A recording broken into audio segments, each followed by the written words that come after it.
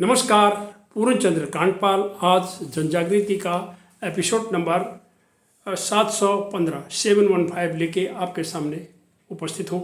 आज मैं उत्तराखंड की बात करूँगा। उत्तराखंड राज्य बने हुए 24 साल हो गए। इन 24 सालों में उत्तराखंड में क्या क्या हुआ, क्या हमारी परिकल्पना थी कि हमने राज्य क्यों मांगा, क्यों बनाया गया, और वास्तव में कहानी है क्या, यथार्थ क्या हुआ, और उसके बाद ये बताऊँ कि आगे की कुछ संभावनाएं क्या हैं, इस पर थोड़ा सा आपको बताना चाहता हूँ। तो उत्तराखंड राज्य बनाने की मांग सबसे पहले 1923 में शुरू हुई थी और उसके बाद 1952, 1956, 1968, 1973 से लेके कई बार ये गुंजायमान हुई और 1994 में अहिंसक आंदोलन पर गोली चला दी गई। और स्वतंत्रता में के बाद यानी स्वतंत्र भारत में 42 शहीद हो गए एक अहिंसक आंदोलन में। ये शहीदी खटीमा, मसूरी, देहरादून, नैनीताल, कोटद्वार सहित कई जगहों पर। 2 अक्टूबर 1994 को मुजफ्फरनगर उत्तर प्रदेश में दमन चक्र हुआ, जहां पर कई महिलाओं का अपमान हुआ और जिससे पूरा देश शर्मसार हुआ। इसकी जहां तहां बहुत निंदा हुई और सिसोना, मेदपुर और बागेवाली के लोगों ने महिलाओं का सम्मान किया, उनकी मदद करी और उनकी लाज बचाई।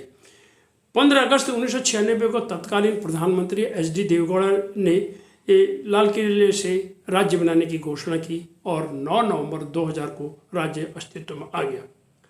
और इन आंदोलन के 30 सालों में अभी तक कोई दंडित नहीं हुआ, न मुजफ्फरनगर कांड के और न रामपुर तिराहे के लोगों को कोई सजा नहीं मिली।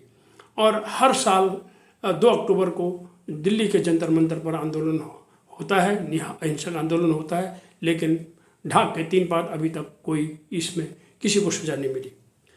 सच्चाई क्या है? यथार्थ यह है कि राज्य बनने के बाद इन 24 साल में राज्य में 10 मुख्यमंत्री बन गए और राज्य से पलायन नहीं थमा। पलायन का अर्थ मेरा ये है कि जो केंद्रीय सेवाओं के लिए जैसे एनडीए, आईएमए या बैंकिंग सर्विस, इसके लिए मैं नहीं कर रहा हूँ, जो राज्य स्तरीय पलायन भी बिल्कुल नहीं थमा है। और ये उत्तराखंड के पलायन आयोग से भी ये बातें बताई जाती हैं।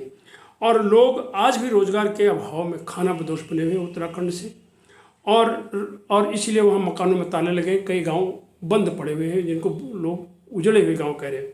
और राज्य में खनन व सुरंग का निर्माण से कई जगह नुकसान हुआ इस दौर में।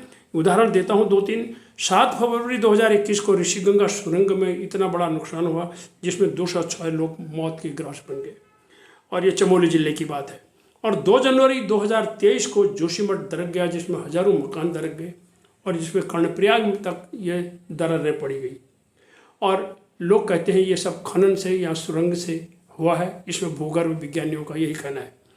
और परिवहन व्यवस्था उत्तराखंड की चरमराई है। और हाल ही में जब दीपावली मना करके लोग आ रहे थे, 4 नवंबर 2024 को मरचूला उत्तराखंड में 36 मौत हो गई एक बस की दुर्घटना से। 27 सीटर बस में बताते हैं 63 सवारियां बैठी हुई थी और उसी तरह से जीपों में भी अंधाधुंध लोग बिठाए जाते हैं। आए दिन वहाँ दुर्घटनाएं होती हैं पर कोई देखने वाला नहीं है। यदि बस सेवाएं लगातार होती, निरंतर होती तो लोग इतने इसमें नहीं बैठते। 27 सीटर में 63 लोग कैसे बैठ गए और इसी में ही ये मर गई। अभी इसकी जो है जांच चल रही है ये कैसे हुआ।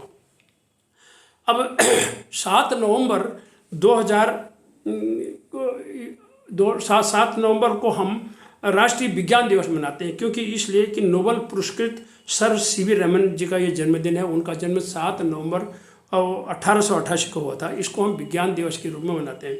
मैं इसको इसलिए कहना चाहता हूँ, विज्ञान दिवस तो हमने बनाया पर विज्ञान का लाभ उत्तराखंड की नारी को क्या मिला? यदि उनको कुछ लाभ नहीं मिला तो फिर विज्ञान से पूरे अन्य लोगों को तो मिला, लेकिन उत्तराखंड की नारी को विज्ञान का कोई लाभ नहीं मिला।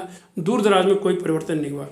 6ठी अशकोट आराकोट यात्रा से ये स्पष्ट होता। अशकोट आराकोट 10 साल में एक बार होने वाली एक यात्रा है जो 6 बार अभी 6ठी बार हुई है, जो 25 मई 2024 से लेकर के 8 जुलाई 2024 तक 45 दिन लगातार रही। 6 जिलों से होती हुई 350 गाँव से गुजरी।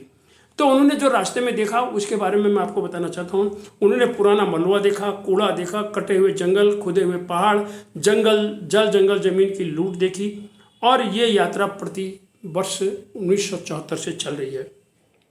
अब हो क्या सकता है? सरकारों को क्या करना चाहिए? उत्तराखंड की सरकार को इस पर बहुत गंभीरता से सोचना चाहिए कि राज्य बनाने के लिए जो आकांक्षाएं थी, जो हमारी परिकल्पना थी, वो पूरी क्यों नहीं हुई और पलायन क्यों नहीं थमा?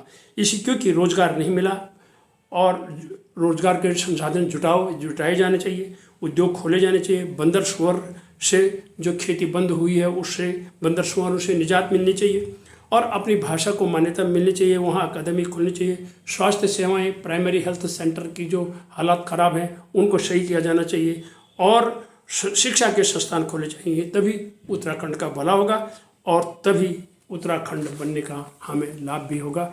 इन्हीं शब्दों के साथ मैं आप सभी को उत्तराखंड राज्य के बनने की और उसके आने वाले दिनों के लिए शुभकामनाएं देना चाहता हूं। धन्यवाद, नमस्कार।